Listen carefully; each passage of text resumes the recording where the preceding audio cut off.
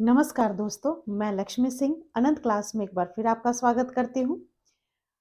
उम्मीद है कि आपको मेरे हर वीडियो पसंद आ रहे हैं और आप उसको लाइक भी कर रहे हो और सब्सक्राइब भी कर रहे हो।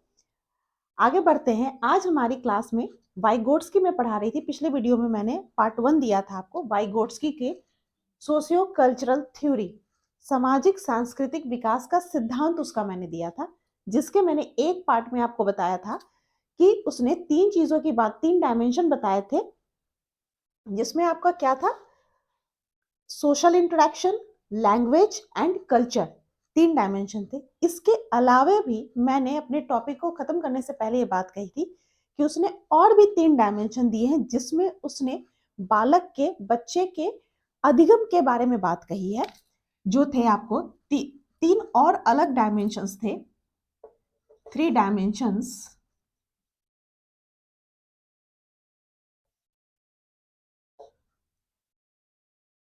जो बात हमने कही थी, JPD, MKO and scaffolding. Scaffolding, ठीक है। जेपीडी हमारा क्या होता है? Zone of proximal development.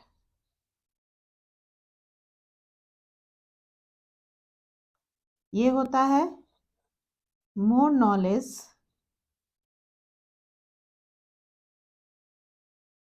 Other, more knowledge other MKO. Next क्या है?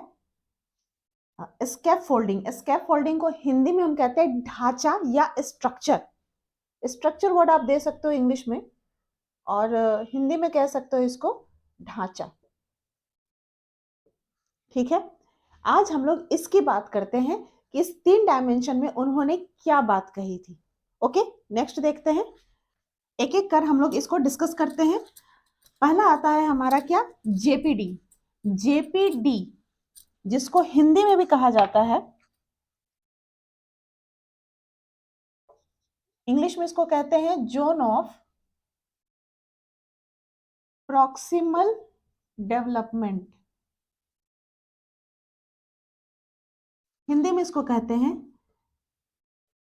निकट विकास का क्षेत्र।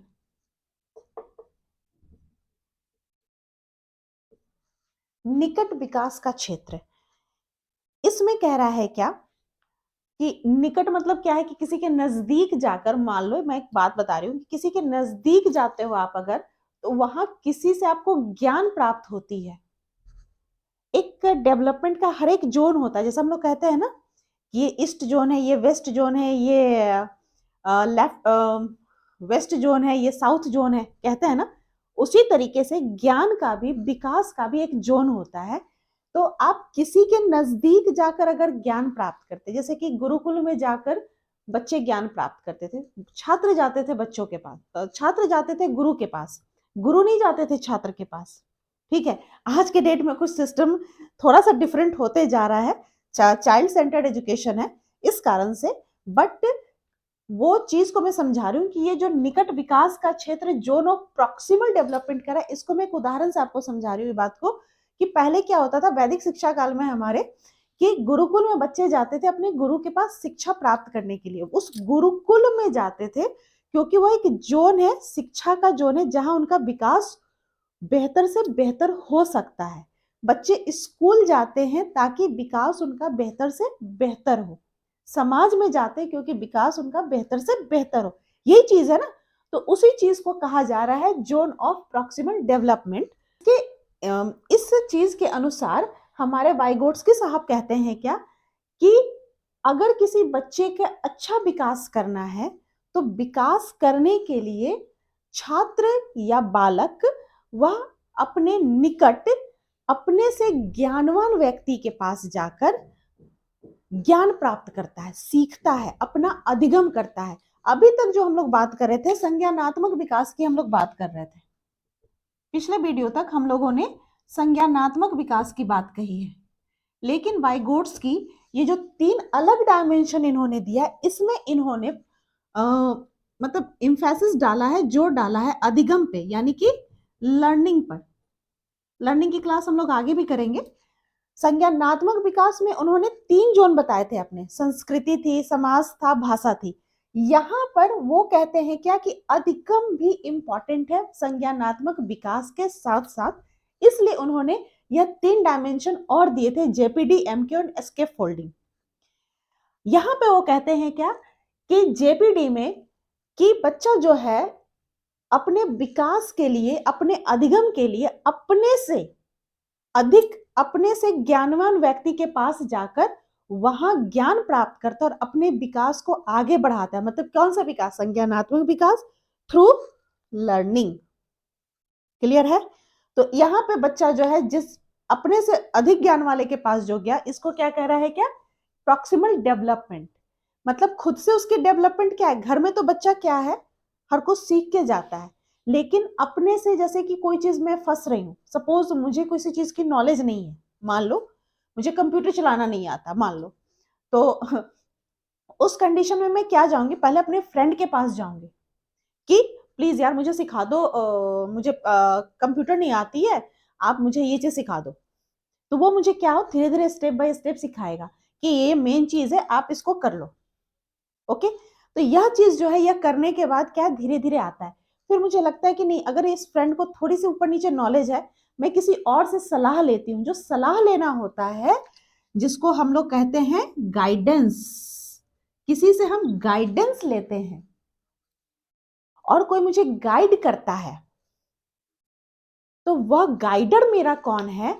वह मेरा जोन ऑफ प्रॉक्सिमल है, मेरे निकट विकास का वह क्षेत्र है। कौन? जिसने मुझे उचित गाइड किया। इस जेपीडी में कहता है क्या, वाइगोट्स्की कहते हैं कि अगर आपको कोई उचित मार्गदर्शन देता है आपके विकास के लिए, तो वह जोन क्या कहलाएगी? आपकी जोन ऑफ प्रॉक्सिमल डेवलपमेंट। घर में ज्ञान प्राप्त होने के बावजूद भी अगर बच्चा विद्यालय में जाता है, कोई भी चीज की उसको जानकारी चाहिए तो अपने रिलेटिव से जानकारी लेता है, अपने फ्रेंड से जानकारी लेता है, और कुछ समझ में और नहीं आता तो अपने टीचर की हेल्प लेता है। जो बच्चा हेल्प ले रहा है अपने विकास के लिए, कुछ अच्छी चीजें प्राप्त करने के लिए, वह जोन हमारा कौन सा है? JPD, that is proximal development. Clear है? नेक्स्ट देखते हैं इसमें,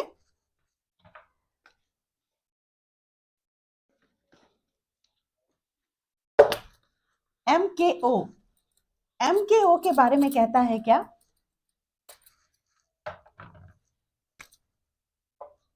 एमकेओ, एमकेओ का फुल फॉर्म होता है मोर नॉलेज अदर। मतलब मोर नॉलेज अदर यानी कि दूसरे के पास मेरे से अधिक नॉलेज होना चाहिए। इसके अनुसार कहता है क्या कि मैं अगर हूं, मैं सीखने वाली हूं, और जिसके पास मैं सीखने जा रही हूं उसके पास मेरे से अधिक ज्ञान होना चाहिए। वाइगोट्स्की के अनुसार, वाइगोट्स्की इस चीज को बहुत अच्छे से कहता है कि बालक का ज्ञान जो होगा, बालक को उसने क्या कहा है कि एग्जाम्पल के तौर पे बताया कि बालक क्या है, स्टूडेंट क्या है? अज्ञानी है, उसके पास कोई भी नॉलेज नहीं है। बट जो टीचर है, जिसके से वो पढ़ रहा है या पढ़ने जा रहा है, वह क्या है? वो ज्ञानवान है, उसके पास शिक्षा का कौशल है, स्किल है। ओके, उसको लर्निंग के बारे में पता है। ठीक है, इस बारे में बात करता है वाइगोट्स्की कि वाइगोट्स्की ने कहा है कि अगर बच्चे के पास, या जैसे कि बच्चा अगर टीचर से अधिक ज्ञानी हो गया, यहां बच्चा वर्ड लेकर नहीं कहा, पहले तो उन्होंने ये बात कह दी है कि बालक क्या है? अज्ञानी है, उसने मान लिया है, और टीचर क्या है? ज्ञानी है, ज्ञानवान व्यक्ति है, बच्चे से अधिक ज्ञान रखता है। संज्ञानात्मक विकास के बारे में यहाँ वाइगोट्स्की ने बहुत अच्छी बात कही है कि अगर सीखने वाला यानी कि बालक, अगर सीखने वाला सिखाने वाले से यानी कि टीचर, अगर बालक का नॉलेज, स्टूडेंट की नॉलेज जो है वह ज्यादा अगर है ज्ञान किससे? टीचर से, तो यहां पर कॉग्निटिव डेवलपमेंट जो होगी बच्चे की, डेवलपमेंट, या आप कह सकते हो स्टूडेंट की नॉलेज अगर टीचर से ज्यादा हो या बराबर हो, मैथ्स में ये साइन हम लोग यूज करते हैं ना ग्रेटर देन के लिए एंड इक्वल्स टू के लिए, अगर स्टूडेंट की नॉलेज टीचर से अधिक है या बराबर है तो यहाँ कॉग्निटिव डेवलपमेंट जो स्टूडेंट की होगी वह ना के बराबर होगी, वह होगा ही नहीं। कॉग्निटिव डेवलपमेंट क्या होता है? कॉग्निटिव डेवलपमेंट यह है कि जैसे कि वह समय के हिसाब से बढ़ना चाहिए, न कि घटना चाहिए, वो कंटिन्यूअस ग्रोथ हो रहा है। तो इस कंडीशन में वाइगोट्स्की कहता है कि यदि टीचर का नॉलेज स्टूडेंट के नॉलेज से कम है या स्टूडेंट के बराबर हो गया टीचर का नॉलेज, तो यहाँ कॉग्निटिव डेवलपमेंट स्टूडेंट की होगी ही नहीं। इसीलिए, और कॉग्निटिव डेवलपमेंट नहीं होगी तो बच्चा लर्निंग कुछ करेगा ही नहीं विद्यालय में जाकर। इसके लिए वो कहते हैं क्या कि बच्चे का संज्ञानात्मक विकास तभी होगा, बच्चे का अधिगम तभी होगा जब वह अपने से मोर नॉलेज वाले के पास जाएगा। और मोर नॉलेज हम लोग किसको जानते हैं? हम लोग जानते हैं कि टीचर जो है उसके पास स्टूडेंट से ज्यादा नॉलेज होती है। इसलिए वाइगोट्स्की लास्ट में इस बात को कंक्लूड करते हुए कहते हैं कि इसीलिए अगर जो टीचर है उसको स्किल वाला होना चाहिए, क्योंकि उसके लिए स्टूडेंट क्या है, एक कच्चा घड़ा होता है और कच्चे घड़े को टीचर संवारता है। ये हम लोग लोकोक्ति सुनते आ रहे हैं, मुहावरे सुनते आ रहे हैं। इस चीज के लिए वाइगोट्स्की भी तैयार है। उनका कहना है कि टीचर ऑलवेज एक स्किल वाला होना चाहिए, उसके पास बच्चे से अधिक नॉलेज होनी चाहिए, तभी स्टूडेंट टीचर से सीख पाएगा। और स्टूडेंट किसके पास जा रहा है? टीचर के पास सीखने जा रहा है, बिकॉज टीचर के पास नॉलेज अधिक है, तभी बच्चे का अधिगम होगा, संज्ञानात्मक विकास होगा, नहीं तो विकास उसका संभव नहीं है, बच्चे की कोई डेवलपमेंट वहां पर नहीं होगी। ठीक है, नेक्स्ट इसमें कहता है स्कैफोल्डिंग।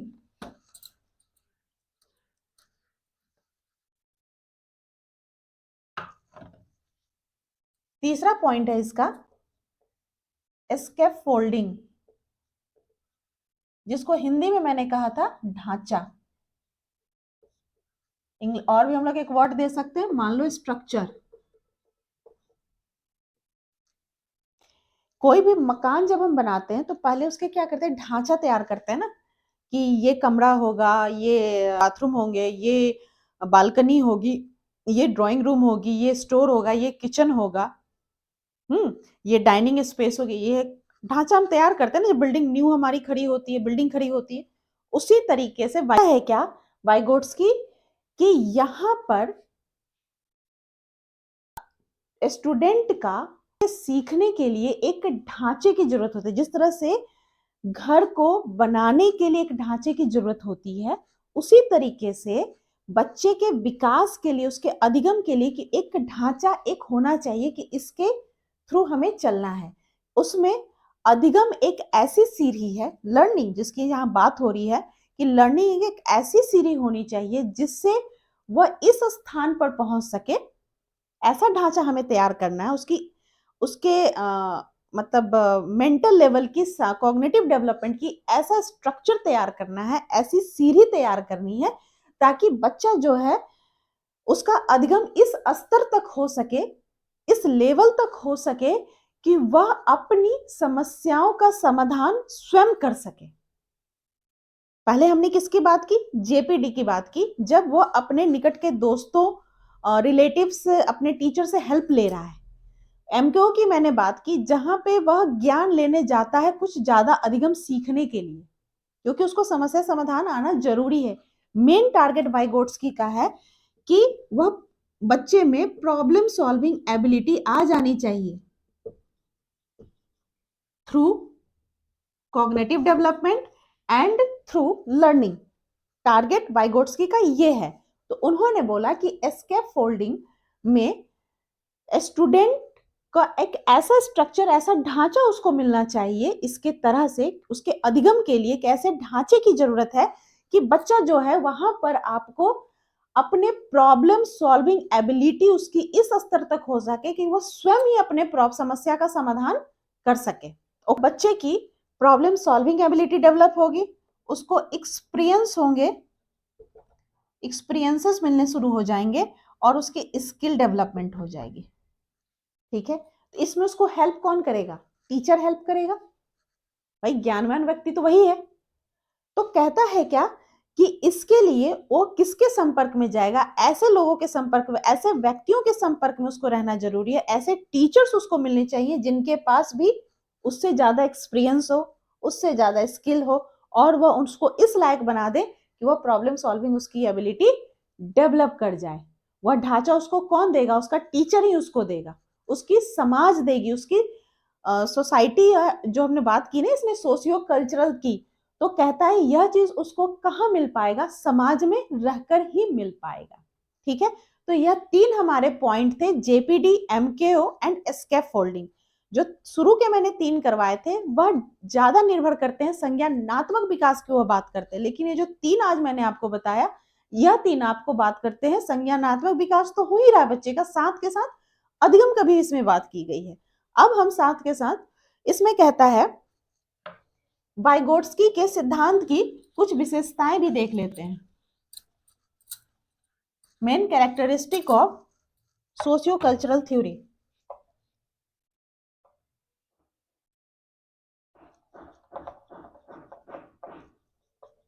कैरेक्टरिस्टिक्स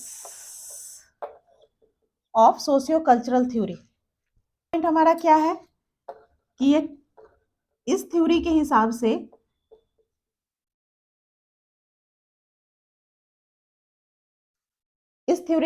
से वाइगोट्स्की क्या कहता है कि बालक का संज्ञानात्मक विकास समाज और संस्कृति में रहकर ही हो सकता है।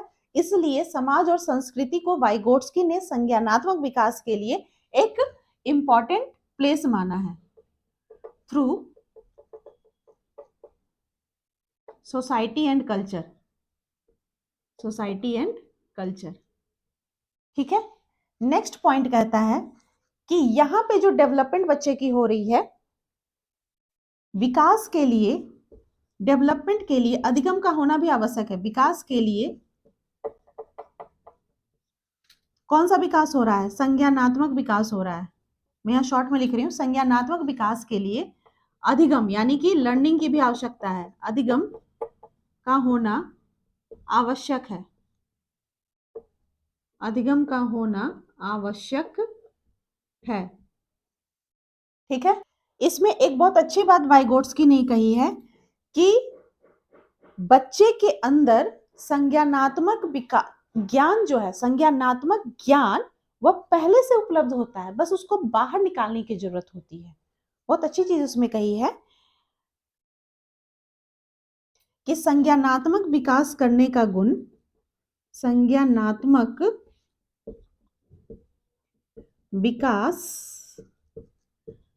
करने का गुण पहले से विद्यमान है, पहले से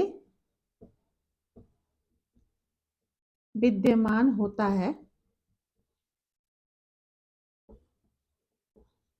परंतु इसे बाहर निकालने के लिए समाज और संस्कृति की जरूरत पड़ती है। बहुत अच्छी चीज इसमें कही है कि संज्ञानात्मक विकास का गुण तो बच्चे में पहले से विद्यमान है, बट उसकी जरूरत वह किसके द्वारा बाहर निकलती है? वह है समाज और संस्कृति। उसने जो बात कही थी आपको, social interaction, language and culture, ये तीनों का कहता है कि social interaction, language and culture are playing important role in cognitive development.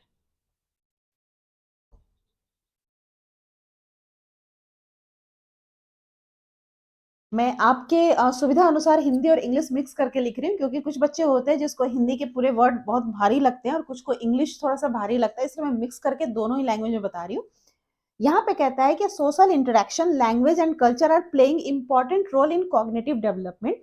संज्ञानात्मक विकास में विशेषता हम लोग पढ़ रहे हैं ना, तो इसमें इस पॉइंट को भी आप कह सकते हो कि जो 3 हमने आधार दिए थे डायमेंशन, सोशल इंटरेक्शन, सामाजिक अंतःक्रिया, भाषा और संस्कृति, ये तीनों जो है कॉग्निटिव डेवलपमेंट करने में महत्वपूर्ण रोल अदा करती है according to वाइगोट्स्की।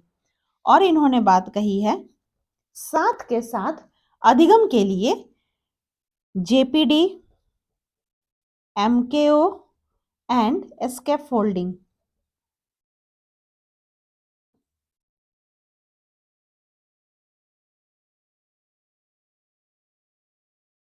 Are playing important role in learning। ये क्या था? कॉग्निटिव डेवलपमेंट की यहाँ बात कही, यहाँ क्या बात कही? लर्निंग की। साथ के साथ वाइगोट्स्की ये भी कहते हैं कि JPD, MKO and scaffolding are playing important role in learning of student. अधिगम छात्र के अधिगम के लिए इन तीनों का रोल इंपॉर्टेंट है समाज में। और ये सारी चीज की पॉसिबिलिटी अकॉर्डिंग टू वाइगोट्स्की क्या है कि जब बच्चा समाज में आएगा, संस्कृति को जानेगा, उसके हिसाब से ही वह अपना संज्ञानात्मक विकास कर सकता है, उसकी लर्निंग बहुत अच्छी हो सकती है अधिगम। ओके, तो ये हमारे 5 कैरेक्टरिस्टिक हैं, और भी आपको अगर दिखते हैं तो आप इसको और मेंशन करिएगा। अगर एग्जामिनेशन में मैं एक चीज बता देती हूँ कि अगर आपको कहीं जेपीडी, एमको या स्कैप फोल्डिंग दिखता है तो आप ये समझ लेना कि वाइगोट्स्की की क्वेश्चन है ये। जो लोग सीटेट, टेट, यूपीटेट, केवीएस की तैयारी कर रहे हैं उनके लिए तो ऐसे शॉर्ट ठीक है, बट अगर जो एमएड की में है या बीएड की कर रहे हैं तो उनके लिए ये सारे चीजों को आपको जानना बहुत जरूरी है। इस टॉपिक से आपको कंफ्यूज करने के लिए जब पियाजे और वाइगोट्स्की आते हैं ना, दोनों ही से क्वेश्चन बहुत आते हैं, तो ये जो है ना संज्ञानात्मक विकास वाले लेसन में आपको थोड़ी सी कंफ्यूज करने के लिए वो आता है। इसमें कंफ्यूज नहीं होना, थोड़ी सी बारीक भर की अंतर है। एक कहा जाए ना कि एक धागे भर की, ये जो इनके बीच का अंतर है इसको हम लोग डिस्कस करते हैं अपने नेक्स्ट क्लास में।